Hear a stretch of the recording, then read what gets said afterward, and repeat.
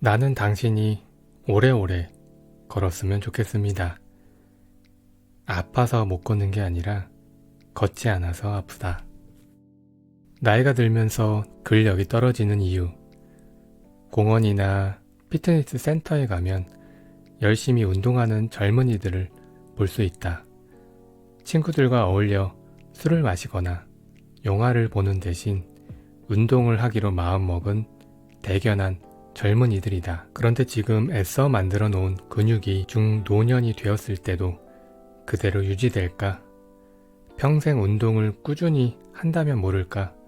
일에 치이거나 점차 게을러지거나 해서 어느 때부턴가 운동을 그만둔다면 근육은 유지되지 않는다.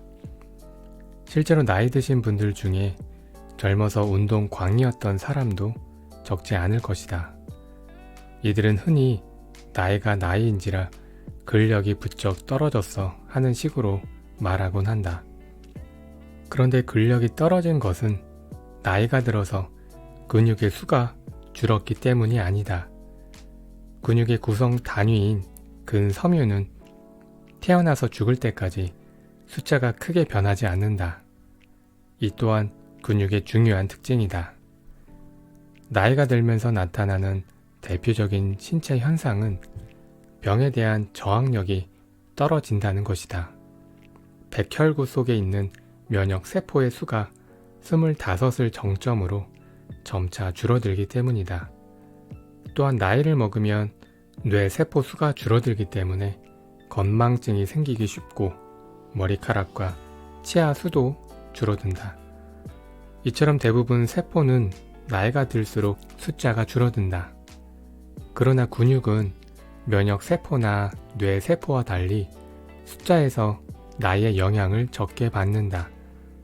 나이를 먹으면 근력이 눈에 띄게 떨어지는 것은 한마디로 일상적인 활동량이 줄어들어 근섬유가 가늘어지기 때문이다. 앞서도 설명했지만 근육이 가지는 힘은 두께에 비례한다. 움직이지 않아서 근섬유가 가늘어지고 그 때문에 근육이 약해졌으며 그 결과 근력이 떨어진 것이다. 근력은 아무것도 하지 않으면 당연히 약해진다. 중요한 것은 나이가 아니라 근력을 얼마나 자주 사용하느냐 하는 것이다. 자주 사용하는 근육은 근섬유가 두꺼워져서 힘이 강해지고 사용하지 않은 근육은 근섬유가 가늘어져 힘이 떨어진다. 극단적인 예로 며칠 동안 뭉져 누우면 근력이 하루에 5%씩 저하된다고 한다. 그런데 여기서 한 가지 의문이 생긴다. 체조를 시작하면 팔이 가늘어지고 복근 트레이닝을 하면 배가 날씬해진다. 근력 트레이닝이 이 같은 몸매 회복 효과는 어떻게 생각하면 좋을까? 근육을 사용하면 근섬유가 두꺼워지는 것이 원칙이라고 할 때 근력 트레이닝을 하면 팔이나 배도 점점 굵어져야 옳지 않은가? 이는 움직이는 정도와 관련이 있다. 예컨대 팔은 어느 정도의 저항을 사용해서 운동하면 탄력이 살아나고 가늘어지며 저항의 정도가 한도를 크게 넘으면 두꺼워진다.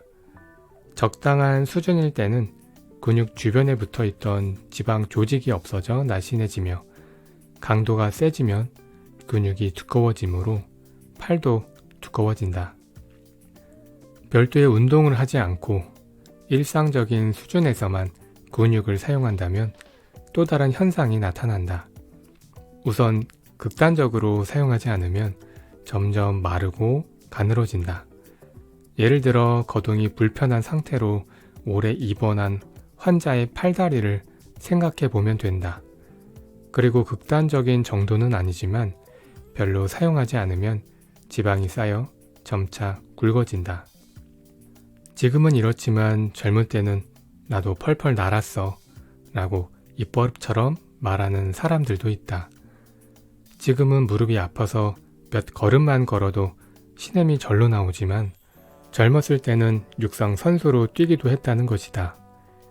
확실히 나이를 먹으면 민첩성이 떨어진다. 그러나 달리지 못하게 된 것이 민첩성 탓만은 아니다. 이 역시 잘 움직이지 않아 근육이 가늘어지고 굳어졌기 때문이다. 젊었을 때 얼마나 운동신경이 좋았든 또는 근력 트레이닝을 얼마나 열심히 했든 지금 근육을 사용하지 않는다면 근력은 당연히 떨어진다. 올림픽에 나가 금메달을 딴 마라톤 선수라도 마찬가지다. 한마디로 근력은 저축이 되지 않는다. 오히려 젊었을 때 체력만 믿고 운동을 등한시한 사람들은 체형이 망가지고 체력이 떨어지기 쉽다. 나이가 들어서도 왕성하게 활동하는 사람들은 근육을 계속 움직여온 사람들이다. 허리가 무너지면 몸 전체가 무너진다. 몸이 편해지면 요통이 온다. 정형외과를 찾는 환자 중 가장 많은 수가 요통 환자다. 특히 중년과 노년층 중에는 허리가 자주 아프고 몇 년에 한 번 들어 돌발성 요통이 반복해서 일어나는 사람들도 늘고 있다. 요통을 경험한 적이 있다면 그 순간을 한번 떠올려 보기 바란다. 요통은 안정을 취하면 저절로 사라지는 것에서부터 일상생활에 지장을 초래하는 것까지 다양하다. 하지만 통증의 정도가 어떻든 당사자로서는 허리가 아프다는 사실만으로도 불안감을 느낀다. 신체의 어느 부위든 통증이 있으면 불안해진다. 특히 요통은 시간이 지날수록 통증이 심해지는 경향이 있어서 허리가 아프니 점점 우울해져요 라고 호소하는 환자들도 적지 않다. 허리가 아플 때는 통증이 허리에서만 끝나지 않기 때문이다.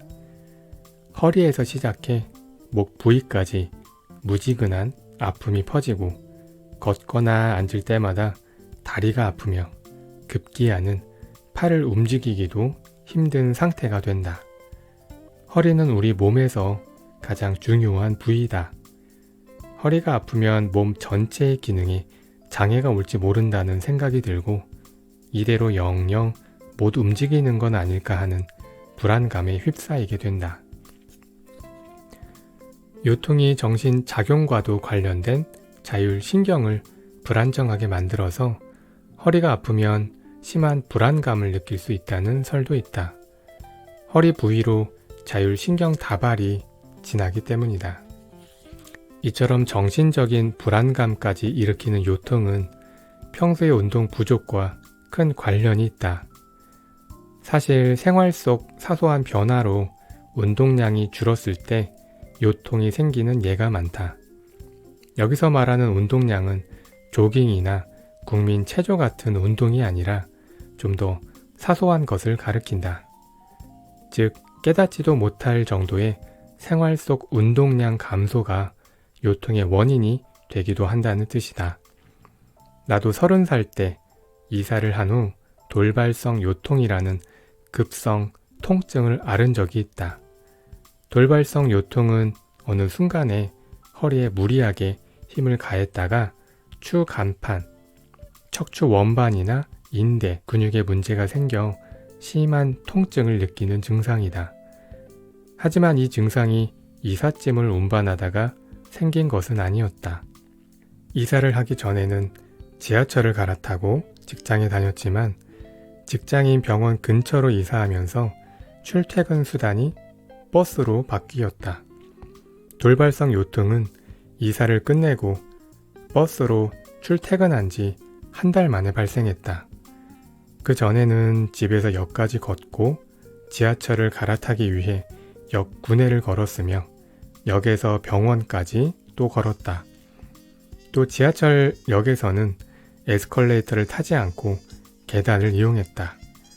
그런데 이사 후 출근 경로가 바뀌면서 나도 모르는 사이에 근력이 떨어져 요통이 온 것이다.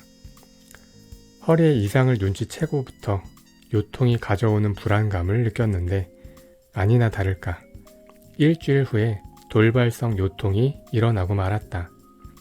알다시피 돌발성 요통이 발생한 직후에는 조바심 내지 않고 안정을 취하는 것이 가장 좋다.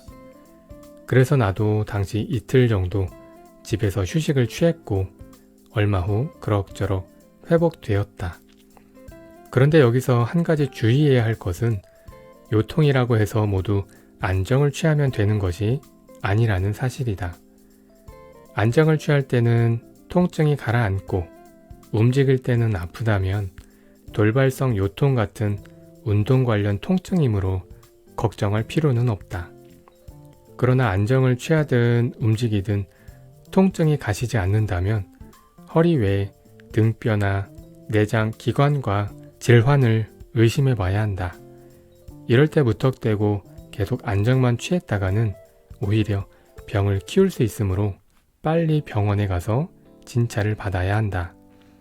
내가 일으킨 돌발성 요통 이야기로 다시 돌아가 보겠다. 안정을 취해 돌발성 요통이 가라앉은 후에는 재발 방지를 위해 매일 요통을 위한 근력 트레이닝을 했다. 그리고 휴일에는 배근이나 복근의 힘을 키우려고 애를 썼다. 그 덕에 반년 정도 지나서는 요통이 발생하기 어려운 허리가 됐다. 사람들은 흔히 요통이 무리를 했기 때문에 생긴다고 생각한다. 그렇지만 이처럼 환경의 변화로 그때까지 사용하던 근육을 쓰지 않게 되면서 근력이 저하되어 요통이 생기는 경우도 있다. 사실 깨닫지 못할 뿐 요통은 맨 처음 이와 같은 환경의 변화로 운동량이 감소하기 때문에 시작된다. 바꿔 말하면 몸이 이전보다 편해진 탓에 근력이 약해지면 시작된다. 그리고 힘이 줄어든 근육에 계속 무리를 가하면 점차 요통이 만성화된다. 이것이 현대의 요통, 즉 중년 이후에 발생하는 요통의 전형적인 유형이다. 허리의 부담을 덜어주는 자세. 요통이 발생하면 장시간 서 있는 자세는 피해야 한다.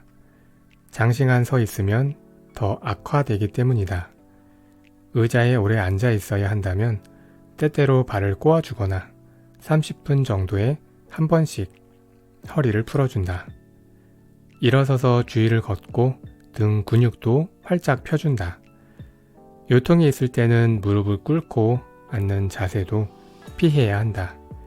예의를 갖추어야 하기 때문에 어쩔 수 없는 자리도 있을 텐데 그럴 때는 엉덩이와 장단지 사이에 방석을 끼우면 허리에 쏠리는 부담이 줄어든다. 또 외출할 때는 한쪽 어깨에 부담이 쏠리는 숄더백을 피하고 짐은 가능한 한 양손에 나눠 든다. 양손으로 분산해서 들면 같은 무게의 짐을 한 손으로 드는 것보다 근력이 적게 수축된다. 수치로 치자면 부담이 3분의 1로 줄어든다고 할 수 있다. 또 허리를 똑바로 숙이고 물건을 들어 올리면 허리를 반쯤 올려 엉거 주춤한 자세로 들어 올릴 때보다 요추 주위에 가해지는 부담이 반으로 줄어든다. 평소에도 무거운 물건을 들 때는 반드시 허리를 숙이고 무릎을 굽혔다가 피면서 들어 올리기를 권한다. 돌발성 요통이 발생하면 무릎 아래에 쿠션 같은 것을 두고 똑바로 누워 자거나 무릎을 구부리고 옆으로 누워 자는 것도 방법이다. 이런 자세를 하면 통증이 줄어든다. 통증이 심할 때는 안정을 취하고 통증이 어느 정도 가라앉으면 의사를 찾아가 진찰을 받는다.